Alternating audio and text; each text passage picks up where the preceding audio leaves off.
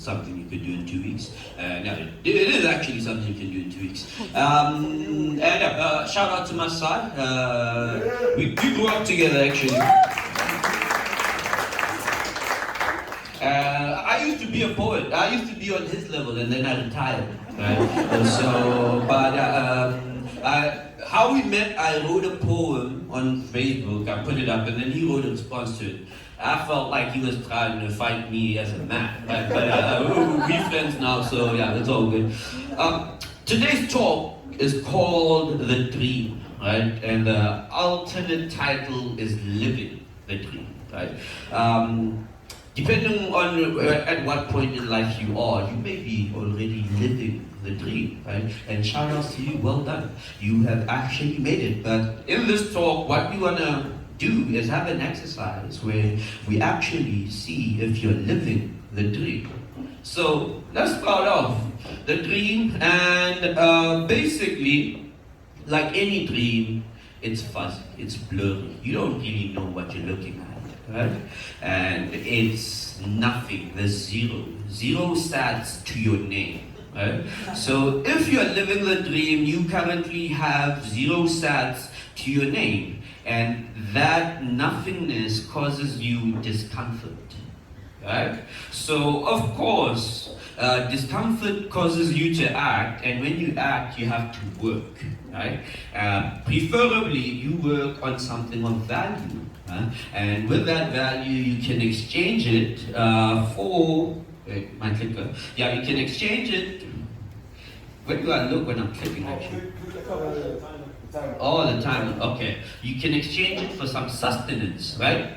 You were discomfortable, so you need some sustenance. And now, with that discomfort, of course, with the sustenance, you still have discomfort because, well, you got rid of the discomfort, but then now you're back at 0, right? So now what do? You need to work. Ooh, this clicker. Oh, yeah, you need to work, you need to find something of value. Ooh, this clicker is aggressive, guys. Exchange that for, I'm pointing at the screen. Okay, sustenance. And then find something to do for work of value, and you're back at 0 again. That causes you discomfort, and then you have to exchange that value. It's a nightmare, basically. 0 work, and now this is no longer a dream. This is a nightmare. So what do we do? How do we get rid of this discomfort? All right. So let's get out of this dream, basically. Back to 0 again. Right? Now you need to figure out what you're going to do. Next slide. What are you going to exchange? Next slide. And how are you going to get a payment? You're starting from 0. Of course, you want to receive. And now what is the quickest way for you to get paid? Starting from 0, Bitcoin is the quickest way for you to get paid. Question mark. Is it? You have 0 capital. Is Bitcoin the quickest way to get paid? Yes. No, cash is. Cash is the quickest way for you to get paid if you don't have capital, you don't even have a phone, right? But space-time is a limitation. So space-time means you can only work for people in your locality and at the current time, right? So you cannot work for someone who's not right in front of you and who won't be able to give you that cash right now, right? So what actually also happens is that Bitcoin, when you are trying to expand space and time, is the quickest way to get paid. Right? So if you want to work for more people from further away over a longer period of time and get paid, Bitcoin, that's the best way to go. Nothing can beat Bitcoin with regards to defeating the constraints of space and time. And it's also the safest way to get paid. If you're getting paid in cash, guess what? On payday, somebody's going to mug you. Right? Who has been mugged before? Fun times. It's a great experience. I love getting money. It's one of the things that reminds you that, life is short. You could die at any minute. And yeah, but Bitcoin is cryptographically secure. That's why it's safe. And you can do other things to keep yourself secure, like hide your wallet. Other one is hide the icon as well. So if somebody's on your phone and they don't know you have a wallet, and you can also have a PIN to lock it, right? And it's also the cheapest way to get paid, relatively cheap, right? So in case you don't know, Capitec is probably the cheapest bank in South Africa, but it has the longest queues at the ATMs, because the cheapest way to get paid or to make a payment is cash, because the cash doesn't have any fee. And even if your fees are relatively cheap, they're not as cheap as cash, right? But of course, Bitcoin has things like Lightning, where if you have a direct Lightning channel, you can make a payment for free without having to pay a fee. And now back to the dream. Right, so okay, cool. You're working, you're getting paid. What is happening? You're able to sustain yourself, right? Now you're able to work. You're getting money. Now you're spending money. How are you spending money? Okay, you can make a scan payment thanks to the wonderful work that Carlos was doing, right? So you're getting paid. Money Badger doing magnificent stuff. By the way, whoever was at the speakers dinner, sorry for people who were not at the speakers dinner, that dinner was paid with Bitcoin thanks to the work that Money Badger is doing, right? So hopefully, Marco is gonna convert whatever system they use that allowed me to pay in Bitcoin into a system that everyone works up in there and is able to scan a QR code and pay in Bitcoin, right? Hopefully soon, right? Then send, you are also able to send Bitcoin directly to anyone else who's willing to receive it. This is the dream yet again. Of course, even Kando is doing a similar thing to what Money Badger is doing in South Africa. If you haven't yet been in Kenya, I was in Kenya, I think 6 times ever since Kando launched. And so to me, it allows me to walk to Kenya anytime I want, spend as much money as I want, and walk back. That's how convenient Tando is to use, and I'd like to send a lot of love to Sabina and Jason for the work that they did.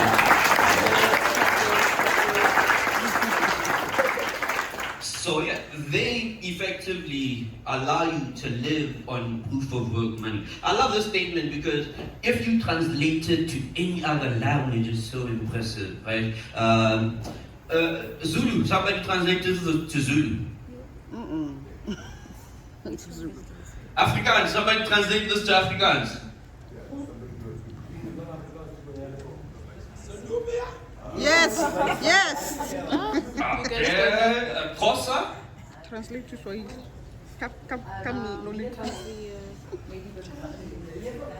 Make die bewijs op die bewijs van werkende geld. I'll have to find that. Anyone else? Xhosa, Zulu, Ndebele? Okay, I've got Tonga. What's Tonga? Tonga is hanya ibumboni biantiro. Are you reading on Google Translate? It's not Google Translate. Okay. I've read a thing where I translated this in multiple languages, and I just like how it sounds in all the languages. Right? Live on proof of work money, right? And if you're getting paid in Bitcoin, live in the dream, spend in Bitcoin. That's the dream, right? It's still fuzzy. You're not sure what you're looking at. Now that you can spend it and you can sustain yourself. Hopefully you have enough change so that you don't end up in a state where you're on zero again, because then, that nightmare where you're always working and you're not doing stuff, right? But let's say the sustenance, that nightmare, basically we don't want to live in this nightmare. We want to live a beautiful life. We want to live the dream without discomfort, right?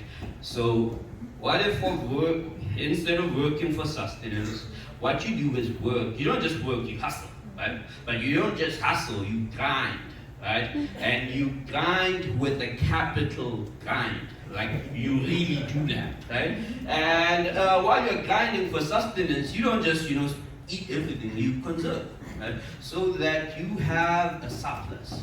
Now we're talking. Now this is the dream. And what do you do with that surplus? Of course, the magic word that starts with an S, while the clickers not clicking, save, right?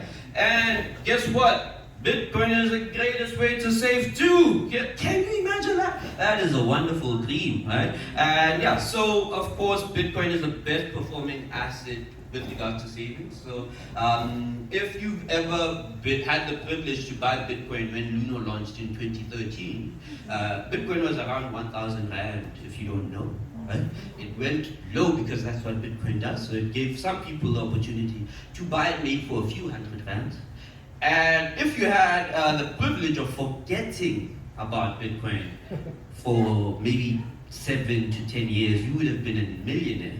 But a lot of people didn't forget, so it got up to like 500,000 Rands, and then they sold their Bitcoin, and now it's at 1.5, 1.4 million Rands. It got as high as 2 million at some point. So yeah, but it's the best performing asset for saving. So buy whatever amount of Bitcoin, maybe 1,000 Rands worth of Bitcoin today, and see where it will be in 10 years' time. Right? Maybe it will follow the same trend, maybe it will go down, I don't know, but from what we've seen so far, it did quite well. It could do worse, but you know, it is what it is. Volatility is part of its DNA. So that for me is the dream, and the dream is taking your surplus, doing some work, building, right? But not just building in a permissionless way. So now that you have the permissionless way to build, you can conserve the rewards you get from that, and you can build some more. But you don't maybe know what to build, so you can learn, right?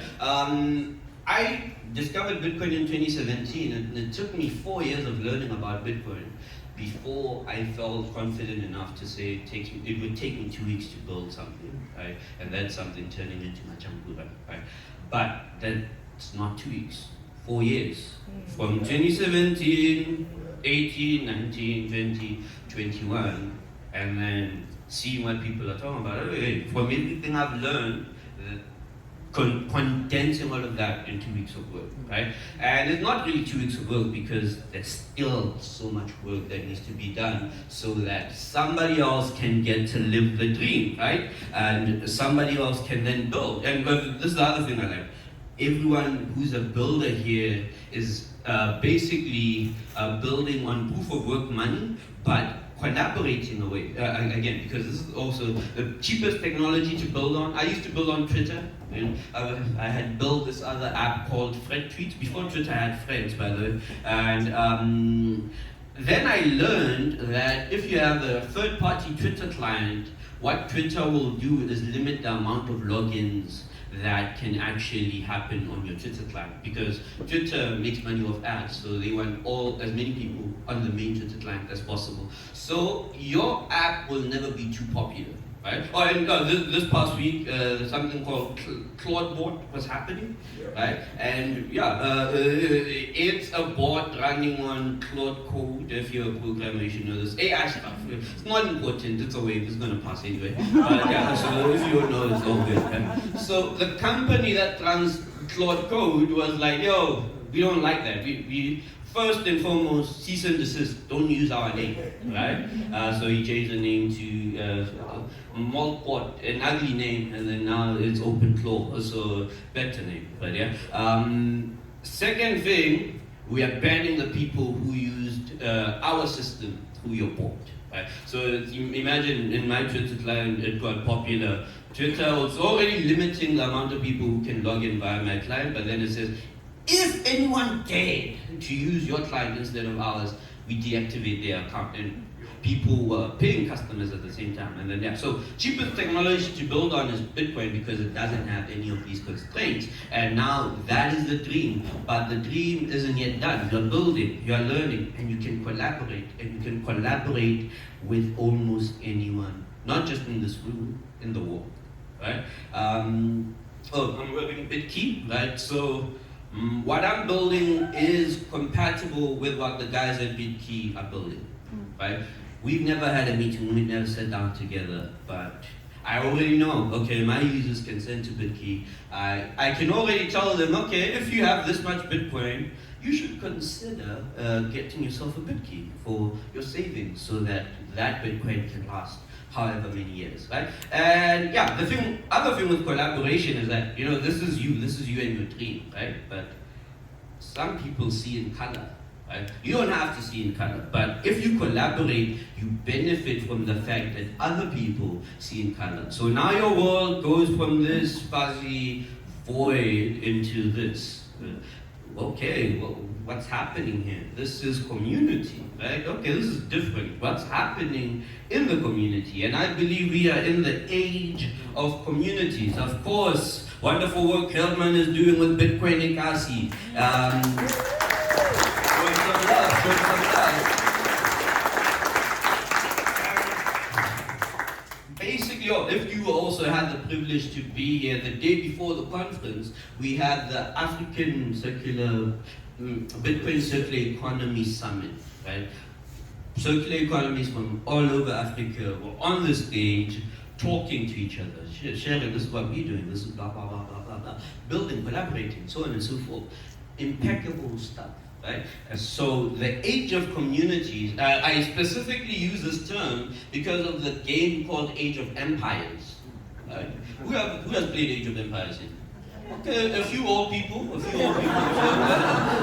good to see that most of the house is young, right? Yeah. So, but yeah, the old, young people ask the old people how Age of Empires works, right? But here's a small overview.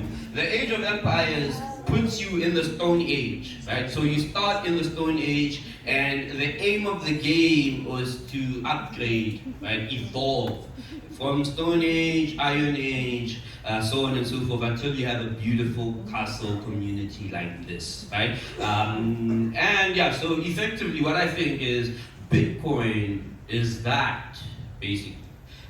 If Bitcoin actually works, you could be on barren land anywhere in the world and evolve from whatever barren land age is to Stone Age, to Iron Age, to the Information Age, so on and so forth. And communities about the commons. Bitcoin is probably the best way to coordinate on all of these commons, right? Bitcoin is probably the best way to see how much assets do I have, right? In the game they use gold and iron and food and whatever else. Of course, it's great to keep track of this, but the game also lets you know with these many houses, you can have this many people in your village. If you want more people to do more work, you need to build more houses. Some of us live in very highly populated areas that don't have enough houses to house the number of people that are there. And it should be possible for us to say, okay, we're going to build more houses, more shelters, and whatever else, so that people are living comfortably. Because if people are not living comfortably, they're going to die from disease and whatever else. Okay, the game, back to it again, Age of Communities. Civilization is actually a function of technology. Bitcoin, best technology we've had so far, if you ask me. Because a lot of other technologies are leveraging Bitcoin.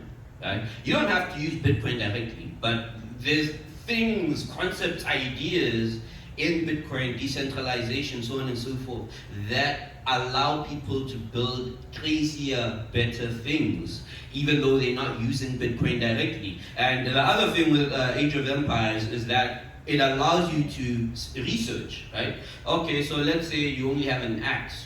What type of military can you have? You can have a militia, but what if you go and evolve into the next age? You can have an archer, you can have a man of arms, you can have a spearman. So next age, the castle age, you can have a crossbow, whatever else. And if not just military stuff, is constructive stuff like a mining camp, lumber camp, gold mining, so on and so forth. Things that actually get civilization to the next level, right? But yeah, unlike Age of Empires, where you can control multiple people in life, it has to be volunteering. Right? So whatever it is you want to do with your community, you need to be able to convince people to say, yo, I believe this is what is going to work for our community. Right? And I believe if you are willing to work on this journey with me, we can get to the next place, we can evolve, we can take what was barren and actually build a metropolis, right? We should have some metropolises in Africa, right? If you've been to Brazil, Sao Paulo, Rio de Janeiro, sorry, my bad, right? I'm like, wow, this city's big, and we don't have cities that big in South Africa, where the traffic is torture, right?